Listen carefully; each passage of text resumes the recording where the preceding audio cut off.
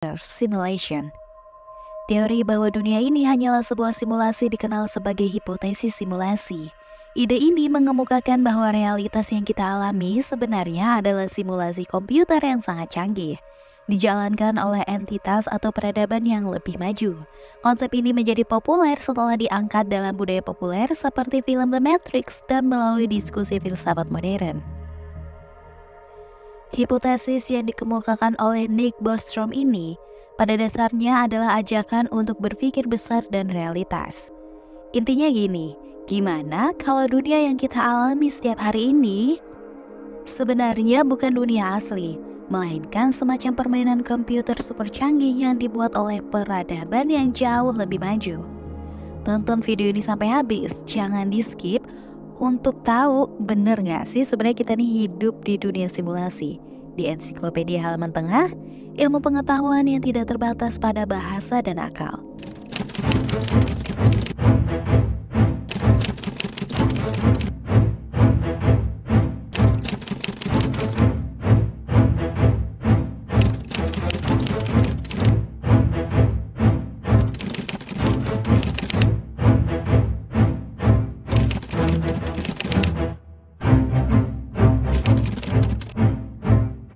Apakah kita hidup dalam simulasi? Nick Bostrom dalam makalahnya memberikan 3 kemungkinan besar. Salah satu dari ketiganya pasti benar katanya. Yang pertama yaitu peradaban cerdas tidak pernah sampai maju banget. Hampir semua peradaban kayak manusia, alien, dan lain-lain musnah sebelum mereka bisa bikin simulasi super realistis, entah karena perang nuklir, perubahan iklim, asteroid, atau hal lain. Mereka berhenti berkembang sebelum menciptakan teknologi itu. Yang kedua yaitu peradaban yang super maju memilih untuk tidak membuat simulasi. Misalnya mereka berpikir, bikin simulasi rumit kayak gitu buang-buang waktu dan sumber daya. Atau mereka merasa tidak etis untuk memainkan kehidupan orang lain di dunia virtual. Kalau ini benar, berarti dunia kita juga bukan simulasi karena nggak ada yang mau repot-repot bikin. Yang ketiga yaitu kita hampir pasti hidup dalam simulasi. Kalau peradaban baju bisa dan mau membuat simulasi, mereka mungkin akan bikin berjuta-juta simulasi untuk riset, hiburan, atau alasan lain. Nah, kalau simulasi sebanyak itu dibuat, jumlah dunia simulasi jadi jauh lebih banyak dibandingkan dunia asli. Jadi kemungkinan besar, dunia kita ini adalah salah satu dari simulasi tersebut. Bayangkan bermain game seperti The Sims atau game virtual reality. Teknologi kita sekarang sudah bisa bikin karakter di game yang terlihat cukup nyata. Kalau teknologi terus berkembang, suatu saat kita mungkin bisa menciptakan simulasi yang tidak bisa dibedakan dari kenyataan. Nah, peradaban lain yang lebih maju mungkin sudah mencapai level itu. Contohnya yaitu komputer super cepat. Kalau komputer mereka lebih canggih berjuta-juta kali lipat dari komputer kita, mereka bisa memproses semua detail dunia, dari pohon, cuaca, hingga pikiran manusia. Satu dunia simulasi bisa memuat miliaran makhluk yang berpikir mereka hidup di dunia nyata, kayak kita sekarang, dan bayangkan ada ribuan simulasi seperti itu. Kalau ada satu dunia asli dan jutaan dunia simulasi, peluang kita tinggal di dunia asli itu kecil banget, sama kayak melempar koin 100 kali, tapi cuma satu sisi yang berbeda. Kemungkinan besar kita terjebak di salah satu simulasi. Apa sih tanda-tandanya kita mungkin disimulasi? Yang pertama yaitu adanya keanehan fisika. Hukum-hukum alam seperti kecepatan cahaya atau konstanta fisika mungkin adalah aturan permainan, sama seperti batasan dalam video game. Ada hal-hal yang sengaja dibuat tetap. Yang kedua yaitu kesadaran yang terbatas. Kita nggak bisa menjelaskan kenapa kita sadar atau kenapa alam semesta ada. Mungkin karena kita bagian dari program yang dirancang hanya untuk merasa sadar. Yang ketiga adanya glitch atau anomali. Jika simulasi punya bug, mungkin itu muncul sebagai fenomena aneh yang sulit dijelaskan, seperti déjà vu atau hal-hal aneh di fisika kuantum. Apa jadinya kalau yang main game adalah makhluk super pintar? Mungkin mereka adalah manusia masa depan, alien, atau bahkan AI. Kalau kita ini simulasi, apa tujuan kita? Untuk menghibur pencipta. untuk menjadi eksperimen. Ini membuat kita berpikir lebih dalam tentang arti hidup yang sebenarnya. Banyak pertanyaan besar yang tidak terjawab, seperti kenapa alam semesta ada. Hipotesis simulasi memberikan jawaban, karena ada yang membuat itu semua. Nick Bostrom gak bilang bahwa kita pasti hidup di dalam simulasi, tetapi ia memberi kita cara berpikir yang menarik. Jika teknologi terus berkembang, masuk akal untuk berpikir bahwa simulasi seperti ini mungkin saja terjadi. Dan kalau itu benar, kemungkinan besar kita sedang memainkan game kehidupan yang sangat realistis. Jadi, apakah kita simulasi? Entahlah, tapi memikirkannya itu seperti membuat hidup dari sudut yang benar-benar baru. Oke, sekarang kita bahas argumen yang mendukung hipotesis simulasi. Dengan gaya santai dan mudah dipahami, anggap aja ini seperti kita ngobrol sambil mikir. Masuk akal juga ya? Siap? Yuk kita mulai. Yang pertama yaitu kemajuan teknologi. Simulasi semakin nyata. Bayangkan kita hidup 50 tahun yang lalu. Waktu itu video game cuma pixel-pixel otak di layar. Sekarang kita punya game seperti Cyberpunk 2077 atau The Sims. Bahkan teknologi VR yang bikin kita merasa benar-benar ada di dunia lain. Nah, bayangkan teknologi terus berkembang. Di masa depan, kita mungkin bisa bikin simulasi super detail yang tidak bisa dibedakan dari dunia nyata. Misalnya, karakter dalam game bisa berpikir sendiri. Mereka merasa hidup, padahal kita tahu mereka cuma kode program. Lingkungan game tampak seperti dunia nyata. Matahari, hujan, bahkan daun yang jatuh terlihat benar-benar alami. Kalau kita hampir bisa melakukan ini sekarang, peradaban yang lebih maju mungkin sudah menciptakan simulasi yang jauh lebih realistis dan mungkin kita salah satu penghuninya. Yang kedua yaitu statistik. Dunia simulasi lebih banyak daripada dunia asli. Bayangkan ini, seperti undian besar-besaran. Ada satu dunia asli atau dunia nyata dan jutaan dunia simulasi. Karena peradaban maju mungkin membuat banyak sekali simulasi. Jadi kalau kita secara acak dilempar ke salah satu dunia ini, peluang kita hidup di dunia simulasi jauh lebih besar daripada di dunia yang asli. Analogi sederhananya gini, kalau ada satu koin emas di antara 100 koin biasa, peluang Anda dapat koin emas sangat kecil kan? Secara statistik, lebih masuk akal kita hidup di dunia simulasi daripada di dunia asli. Yang ketiga yaitu hukum fisika yang terbatas, seperti aturan game. Coba kita pikirin, di dunia nyata, kenapa ada batas-batas tertentu yang sepertinya tidak bisa dilanggar? Contohnya, kecepatan cahaya. Kenapa nggak ada yang bisa bergerak lebih cepat dari itu? Mungkin itu adalah batas kecepatan yang ditetapkan oleh pembuat simulasi. Yang kedua yaitu konstanta fisika. Ada angka-angka seperti gravitasi, massa elektron, dan lainnya yang selalu sama di mana-mana, seolah-olah itu adalah kode dasar dari dunia kita. Dalam game, ada aturan seperti kamu nggak bisa terbang kecuali pakai cheat. Di dunia kita mungkin punya aturan serupa, cuma dibuat lebih elegan. Batasan ini mirip dengan aturan dalam simulasi komputer. Jadi, mungkin kita memang bagian dari simulasi. Yang keempat ada keanehan fisika kuantum, seperti bug dalam simulasi. Fisika kuantum penuh dengan misteri, beberapa hal aneh tapi nyata. Kayak superposisi, partikel bisa berada di dua tempat sekaligus sampai ada yang mengamati. Kok bisa? Aneh banget kan? Yang kedua juga ada entanglement. Dua partikel bisa terhubung secara instan, walaupun jaraknya jutaan tahun cahaya.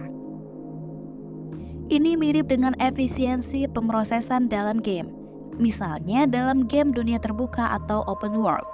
Komputer hanya merender tempat yang sedang Anda lihat. Tempat lain belum dirender sampai Anda pergi ke sana.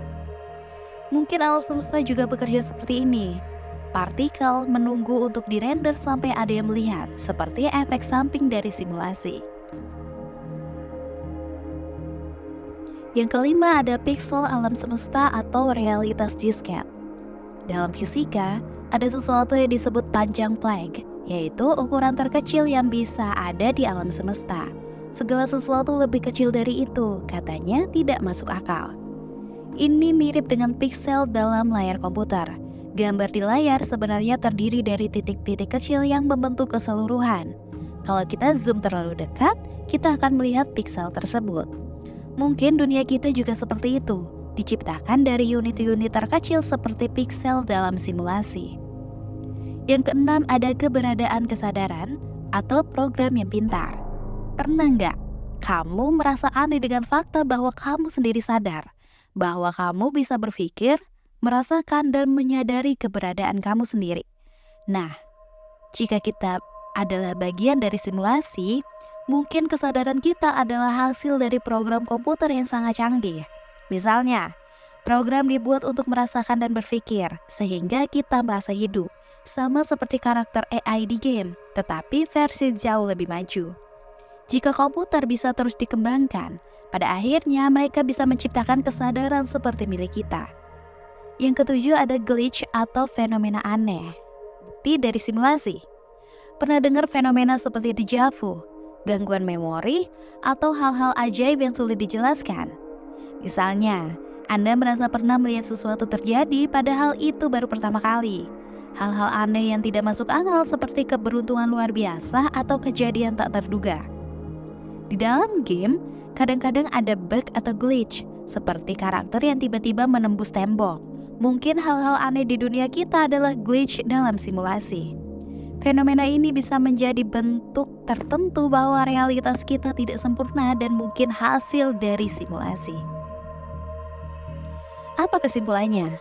Semua argumen-argumen ini berusaha menjelaskan mengapa hipotesis simulasi masuk akal, walaupun itu masih spekulasi.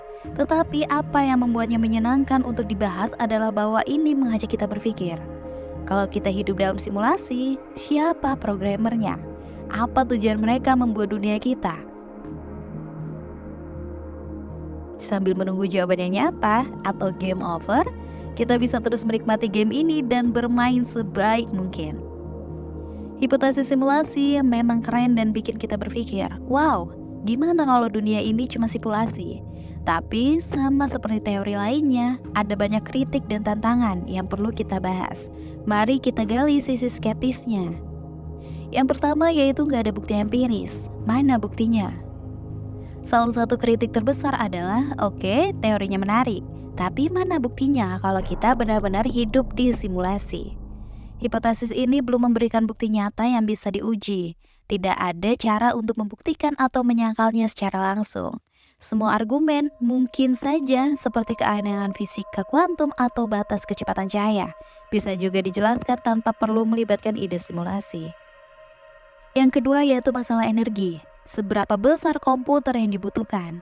Kalau kita hidup dalam simulasi, bayangkan betapa rumitnya komputer yang diperlukan untuk menjalankan segala sesuatu di dunia kita. Ini mencakup setiap manusia, miliaran orang, setiap atom di alam semesta, setiap interaksi fisika yang terjadi setiap detik. Di mana mereka bisa mendapatkan energi sebesar itu? Dan apakah ada teknologi yang benar-benar bisa menciptakan daya komputasi semasif itu? Coba bayangin Anda memainkan game The Sims, tapi karakternya ada 8 miliar dan Anda harus menghitung setiap gerakan molekul air di gelas mereka. Komputer Anda pasti langsung ngeheng kan? Yang ketiga yaitu siapa yang mau capek-capek bikin ini? Misalnya, ada peradaban super maju yang mampu menciptakan simulasi seperti dunia kita. Pertanyaannya, kenapa mereka mau repot-repot bikin simulasi seperti ini? Apa tujuannya? Eksperimen ilmiah? Hiburan? Atau kalau iya, kok simulasi ini terasa membosankan dan penuh dengan masalah? Kayak perang, bencana, dan lain-lain. Apakah etis bagi mereka untuk membuat miliaran manusia virtual yang bisa merasa sakit, sedih, dan menderita? Bayangkan Anda bermain game, tetapi Anda sengaja membuat dunia di mana semua karakter hidup dalam penderitaan. Itu terdengar sadis kan? Jadi apakah pencipta simulasi kita kalau ada benar-benar sebaik itu? Yang keempat ada paradoks kesadaran. Apa itu kesadaran? Salah satu misteri besar dalam hipotesis simulasi adalah kesadaran manusia. Jika kita hanya simulasi komputer, bagaimana mungkin kita merasa sadar? Bagaimana program komputer bisa menciptakan pengalaman seperti cinta, sedih, atau rasa sakit? Kesadaran adalah sesuatu yang sulit dijelaskan bahkan dalam dunia nyata. Menambah simulasi ke dalam teori ini malah bikin tambah rumit. Apakah kesadaran kita hanyalah ilusi? Kalau iya, kenapa kita merasa begitu nyata? Coba pikirkan karakter dalam game seperti The Sims. Mereka terlihat hidup, tetapi mereka tidak benar-benar sadar. Apakah kita juga seperti itu? Atau ada sesuatu yang unik pada kesadaran manusia? Yang kelima, ada simulasi dalam simulasi. Di mana batasnya? Kalau kita hidup dalam simulasi, apa yang menjamin bahwa pencipta kita tidak hidup dalam simulasi lain? Ini disebut simulasi bertingkat. Misalnya, dunia kita adalah simulasi yang dibuat oleh peradaban tingkat 1, tetapi peradaban itu juga bagian dari simulasi yang dibuat oleh peradaban tingkat 2 dan seterusnya. Ini menciptakan rantai tak berujung yang bikin kita bingung. Mana yang sebenarnya asli? Seperti kamu nonton film dengan seorang yang bermain game, di mana dalam game itu karakternya juga sedang menonton film. Pusing kan? Dan kenapa tidak ada interaksi dari pencipta? Kalau kita simulasi, logisnya pencipta kita atau programmer mungkin akan berinteraksi dengan kita. Tapi sejauh ini tidak ada pesan atau tanda dari mereka. Kita juga tidak melihat fenomena yang jelas-jelas menunjukkan keberadaan mereka. Kalau mereka ada, kenapa mereka membiarkan kita sendiri? Apa mereka cuma pengamat? Atau kita sendiri eksperimen yang sengaja dibiarkan berjalan tanpa intervensi? Seperti memelihara akuarium. Kalau kamu punya ikan, kamu pasti sesekali memberi makan ikan, ya kan? Kalau pencipta simulasi benar-benar ada, kenapa mereka tidak memberi kita kode cheat? Sains sudah memberikan banyak penjelasan tentang bagaimana alam semesta bekerja tanpa perlu mengandalkan hipotesis simulasi. Misalnya, fisika kuantum mungkin terasa aneh, tapi bisa dijelaskan dengan teori mekanika kuantum tanpa melibatkan simulasi. Konstanta fisika dan batas kecepatan cahaya adalah bagian alami dari alam semesta, bukan kode game. Menurut prinsip Occam's razor, penjelasan yang paling sederhana biasanya yang paling benar. Hipotesis simulasi menambah tingkat kerumitan yang mungkin gak perlu. Hipotesis simulasi itu seperti teka-teki seru yang bikin kita mikir, tapi ada banyak tantangan yang membuatnya sulit dibuktikan atau diterima sepenuhnya. Kita bisa menikmatinya sebagai cara untuk merenungkan realitas, tapi jangan lupa, mungkin kita hidup di dunia nyata yang benar-benar indah dan rumit. Dan itu sendiri sudah cukup luar biasa, kan? Oke, mari kita bahas para ilmuwan dan tokoh terkenal yang mendukung atau tertarik dengan hipotesis simulasi. Beberapa dari mereka bukan hanya mendukung, tapi juga punya argumen seru yang bikin kita berpikir.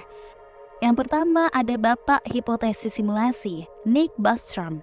Nama pertama yang wajib disebut adalah Nick Bostrom, seorang filsuf asal Swedia yang pertama kali mempopulerkan hipotesis simulasi dalam makalahnya tahun 2003 yang berjudul Are You Living in a Computer Simulation? Apa sih yang dia bilang? Bostrom berargumen bahwa salah satu dari 3 skenario ini pasti benar. Yang pertama, peradaban seperti kita tidak pernah cukup maju untuk menciptakan simulasi realistis. Yang kedua, peradaban maju memilih untuk tidak membuat simulasi. Dan yang ketiga, kita hidup di dalam simulasi. Kenapa dia percaya? Dia percaya bahwa jika teknologi terus berkembang, simulasi realistis pada akhirnya akan tercipta. Dan jika peradaban canggih membuat simulasi sebanyak mungkin, kemungkinan besar kita hidup di salah satunya. Fun fact-nya, makalahnya sangat terkenal dan menjadi dasar banyak diskusi tentang hipotesis simulasi. Yang kedua ada pengusaha visioner Elon Musk. Elon Musk, orang di balik Tesla, SpaceX, dan Neuralink, adalah salah satu pendukung paling vokal dari hipotesis simulasi. Dia bilang apa sih? Musk pernah berkata, kemungkinan kita tidak hidup di simulasi adalah 1 banding miliaran. Dia percaya bahwa teknologi game dan simulasi terus berkembang dengan sangat cepat. Jika kita membandingkan game seperti Pong pada 1970-an dengan game modern seperti Red Dead Redemption 2, kita bisa membayangkan bagaimana teknologi akan melompat jauh dalam 100 tahun ke depan. Kenapa dia percaya?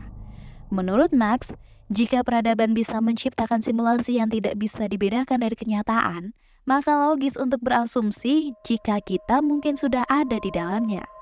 Fun fact-nya, Mark suka menjelaskan teori ini dengan penuh semangat di konferensi teknologi dan wawancara.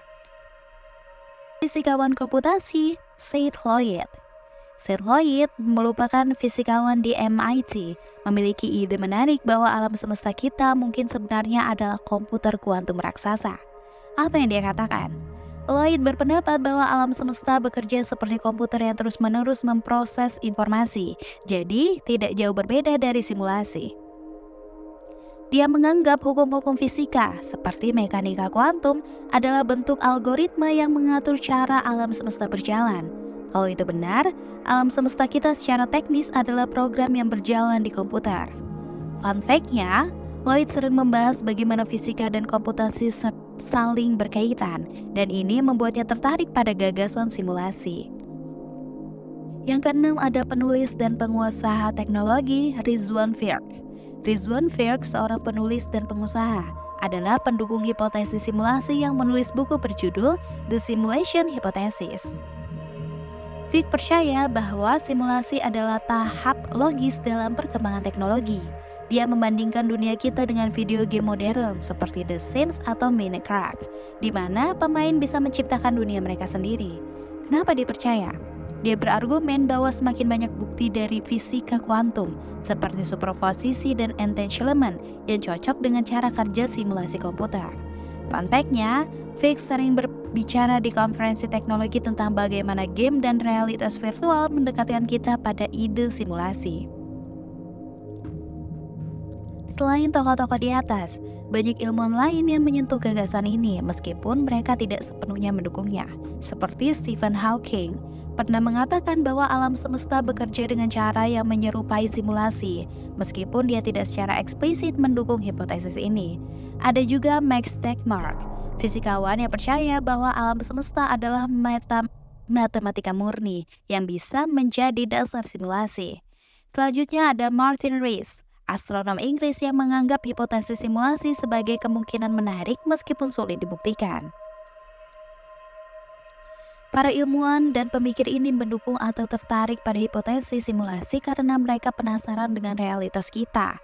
Hipotesis ini memang belum terbukti, tetapi itu tidak menghentikan kita untuk bertanya, siapa yang menciptakan ini? Apa tujuan mereka? Dan bagaimana kita bisa mengetahuinya?